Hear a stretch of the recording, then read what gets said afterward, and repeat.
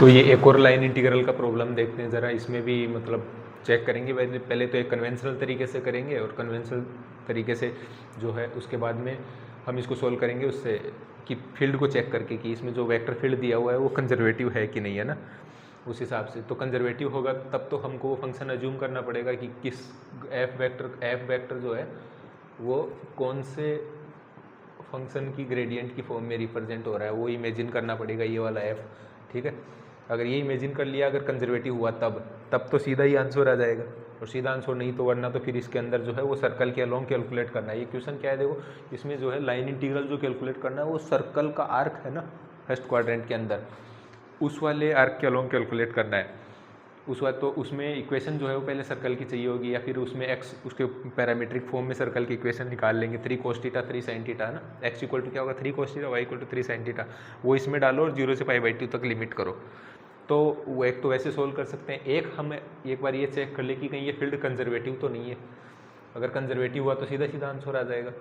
तो एक बार चेक करते हैं ज़रा, इस ये वाला लाइन इंटीग्रल दिया हुआ है ना, लाइन इंटीग्रल है तो ये क्या होगा f.dr की फॉर्म में होगा। तो dr क्या होता है dxi cap dy j cap, मतलब ये इसका dxi कैप प्लस dy, ये वाला उसके साथ में dy वाले के साथ में डॉट प्रोडक्ट लिया हुआ है dxi cap dy j cap के साथ में। तो ये वाला जो लाइन इंटीग्रल दिया हुआ है चल ले भाई, इसको हम ऐसे भी लिख सकते हैं ना, y² plus 2xy I cap plus x² plus 2xy J cap. इस ये वाला है एफ वेक्टर, और इसका डॉट प्रोडक्ट लिया हुआ है dxi कैप प्लस dy जे कैप के साथ में। ठीक है, इस वाले के साथ डॉट, तो ये क्या है F vector dot D R vector है। ये सिंपल लाइन इंटीग्रल क्या है, ये F vector dot D R vector, और किसी करो सी के अलोंग, उस वाले सी के अलोंग। तो ये वाला, तो एक बार ये वाला चेक कर लेते हैं कहीं एफ कंजर्वेटिव तो नहीं है, क्योंकि एफ जब कंजर्वेटिव होता है लाइन इंटीग्रल में बहुत सारे में ऐसा ही आता है। गेट में जो क्वेश्चन आता है उसमें ऐसा दे देगा फंक्शन की, मतलब जैसे उसको इस तरीके से करेंगे लाइन इंटीग्रल को, जैसे लाइन इंटीग्रल के तरीके से करते हैं पैरामीट्रिक में इक्वेशन निकाल के सिंगल वेरिएबल में लाके, तब वो बड़ा बनता है। और बीच बीच में वो कई क्वेश्चनों के अंदर फंसा देता है कि वो फंक्शन ही जो है वो कंजर्वेटिव दे देता है, तब उतना करने की ज़रूरत ही नहीं होती। अब कहीं इसमें भी ऐसा तो नहीं कर रखा है, तो वो चेक करने के लिए पहले कर्ल निकालना पड़ेगा। तो इसका कर्ल निकालेंगे तो क्या आएगा, del Y del x, del Y del y और डेल वाई डेल जेड। किसका कर्ल चेक कर रहे हैं, ऐप को चेक कर रहे हैं कंजर्वेटिव है कि नहीं, और ऐप हमको पता है ये वाला है। इसके साथ में है x² प्लस 2xy, अच्छा y के साथ, इसके साथ में y² प्लस 2xy, और उसके साथ में x² प्लस 2xy, और z वाला 0 है ना। ये डेल क्रॉस एफ कैलकुलेट कर रहे हैं हम कर। तो आई कैप के साथ में क्या आएगा, आई कैप के साथ में ये और ये, इसमें z है नहीं और इसमें y वाला 0, तो ये तो 0 हो गया। माइनस जे कैप के साथ में, इसके साथ में ये वाला 0 और इसके साथ में ये वाला 0।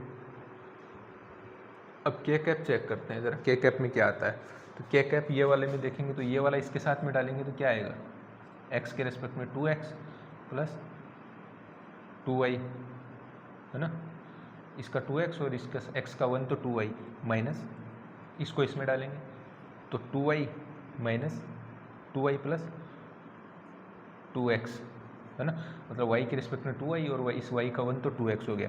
अब देखो ये दोनों टर्म जो है 2x plus 2y 2x plus 2y, तो ये कैंसिल हो गया। तो कुल मिला के डेल क्रॉस एफ इसमें आया 0, डेल क्रॉस एफ कितना आया 0। ठीक है, तो डेल क्रॉस एफ 0 आया तो एफ वेक्टर कंजर्वेटिव है। एफ वेक्टर कंजर्वेटिव है तो हम एफ वेक्टर को किसी ग्रेडियंट फंक्शन, स्केलर फंक्शन की ग्रेडियंट के फॉर्म में रिप्रेजेंट कर सकते हैं। और ये f कौन सा होगा वो आपको इमेजिन करना पड़ेगा कि वो कौन सा वाला फंक्शन है। वो तो निकालने का तरीका भी है इसको, लेकिन निकालोगे तो फिर वो ओरिजिनल हमारा जो मेन पर्पज़ है ना इंटीग्रेशन को जल्दी सोल्व करना, वो तो डिफीट हो जा रहा है ना, क्योंकि उसको कैलकुलेट करने में, इस इंटीग्रल को कैलकुलेट करने से ज़्यादा टाइम लगेगा। डेल एफ को अगर उस तरीके से निकालोगे ऐप को, तब ये वाले के अंदर यहाँ पे जो है वो आपको एफ एक ऐसा इमेजिन करना है कि उसको ग्रेड में डालो तो आपको ये वाला एफ वेक्टर मिल जाए, है ना। तो यहाँ पे क्या होता है del Y del X I cap plus del Y del Y J cap, और उसमें जे कैप तक का ये है ना। तो एफ एक ऐसा इमेजिन करो ताकि उसको इस ग्रेडियंट में डालो तो वो वाला फंक्शन निकल के आए। तो देखो जब ये एफ जो है एक बार डेल एक्स के साथ में जाएगा, मतलब आई कैप के साथ में वो टर्म आएगी जब del f by del x होगा। तो ये वाली टर्म जो है किसी फंक्शन एफ का एक्स के रेस्पेक्ट में पार्शियल डेरिवेटिव करने से आया होगा।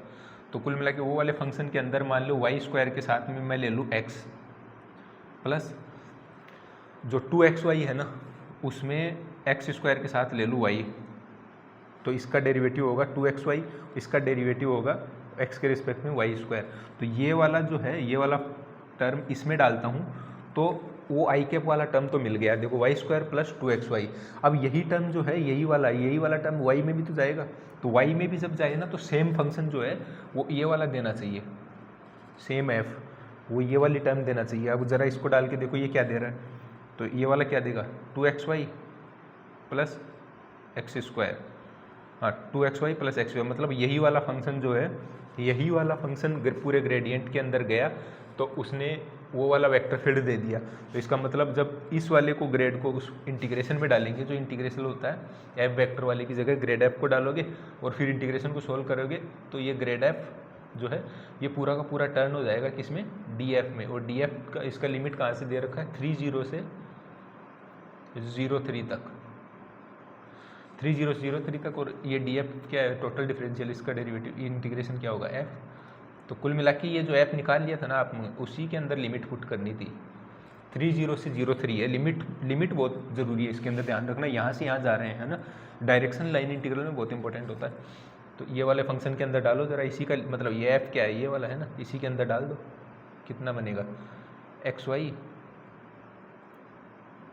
Plus x square y, x मतलब XY स्क्वायर प्लस ये वाला 30 और ये 03, तो ये कितना बना x तो 0 है तो ये टर्म गई, तो ये 0 माइनस इसमें y 0 है तो ये टर्म भी गई, तो ये 0 माइनस 0 क्या बोला 0 आंसर आया इसका है ना। मतलब यहाँ से अब सीधा जो है फंक्शन आपने इमेजिन कर लिया था ना, बस इसी में लिमिट डालनी थी। तो एक बार x 0 और y 0 है तो ये वाला आंसर आया 0। अब इसको जो है वो इक्वेशन निकाल के करो तब भी तो 0 आना चाहिए, तो इक्वेशन निकाल के करेंगे। तो ये वाला सर्कल का पार्ट है, कौन से सर्कल का, वो वाले का, तो उसमें x क्या होगा 3 cos थीटा और y क्या होगा 3 sin थीटा। अब इसको पुट करो 9 sin square theta plus 18 sin theta cos theta और dx के साथ में ये कितना आएगा माइनस का 3 cos theta d theta minus का 3 sin थीटा d थीटा।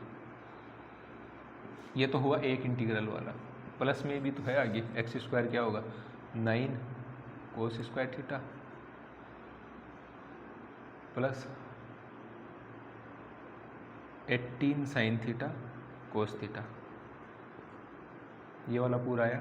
साथ में है dy क्या आएगा 3 cos थीटा, ठीक है।